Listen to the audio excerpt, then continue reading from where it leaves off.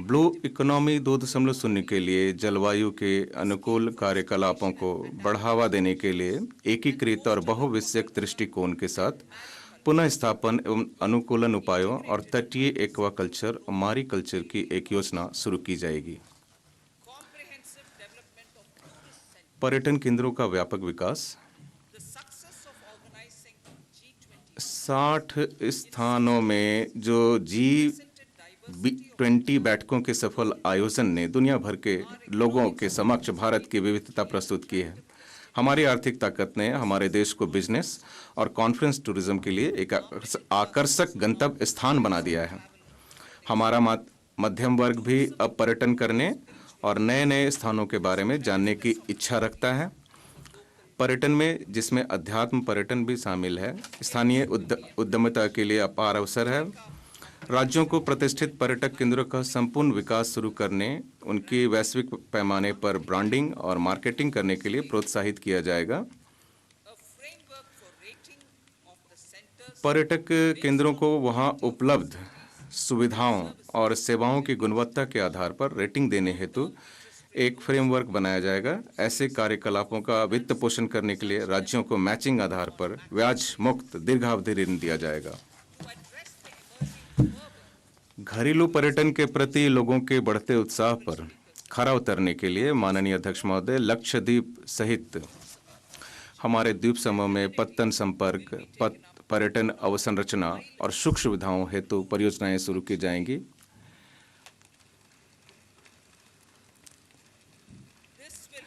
इससे रोजगार सृजन में भी मदद मिलेगी। निवेश का संवर्धन।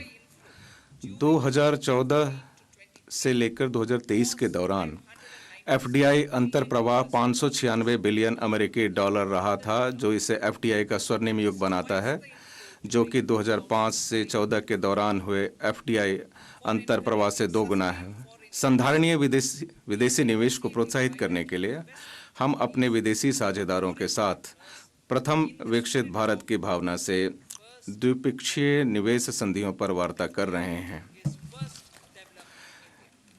प्रथम विकसित भारत। विकसित भारत के लिए राज्यों में सुधार। विकसित भारत के सपने को साकार करने के लिए राज्यों में समवृद्धि और विकास के अनेक समर्थकारी सुधार किए जाने की जरूरत है। इस वर्ष 50 वर्ष के ब्याज मुक्त ऋण के रूप में 75,000 करोड़ रुपए का प्रावधान करने का प्रस्ताव किया गया है, ताकि राज्य सरकारों के उन सोपानित सुधारों को मदद पहुंचाई जा सके। समाज से जुड़े बदलाव। सरकार तीव्र जनसंख्या वृद्धि और जनांकिकी परिवर्तनों से उत्पन्न चुनौतियों पर व्यापक रूप से विचार करने हेतु एक उच्चाधिकार प्राप्त समिति का गठन करेगी। इस समिति को विकसित भारत के लक्ष्य के सापेक्ष इन चुनौतियों का संपूर्ण रूप से निराकरण करने के लिए सिफारिशें करने का अधिदेश दिया जाएगा। कर्तव्य काल के रूप में अमृत काल। हमारी सरकार उच्च समृद्धि के साथ अर्थव्यवस्था को सशक्त बनाने और इसका विस्तार करने और लोगों की आकांक्षाएं पूरी करने के लिए उपयुक्त परिस्थितियां तैयार करने हेतु प्रतिबद्ध है। माननीय प्रधानमंत्री ने हमारे गणतंत्र के 75वें वर्ष में राष्ट्र के नाम अपने स्वतंत्रता दिवस संबोधन में कहा था, मैं यहाँ उद्धृत करना चाहूँगी कि हम नई आकांक्षाओं, नई चेतनाओं और नए दृढ़ संकल्प के साथ राष्ट्र के विकास के प्रति स्वयं को समर्पित करें, क्योंकि हमारा देश अनंत संभावनाएं और अवसर प्रदान कर रहा है। यह हमारा कर्तव्य काल है।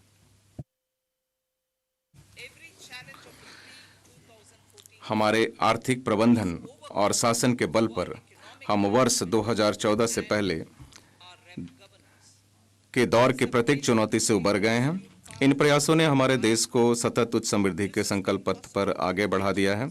यह सब हमारी सही नीतियों, सच्चे इरादों और उपयुक्त निर्णयों के कारण ही संभव हो सका है। जुलाई में पूर्ण बजट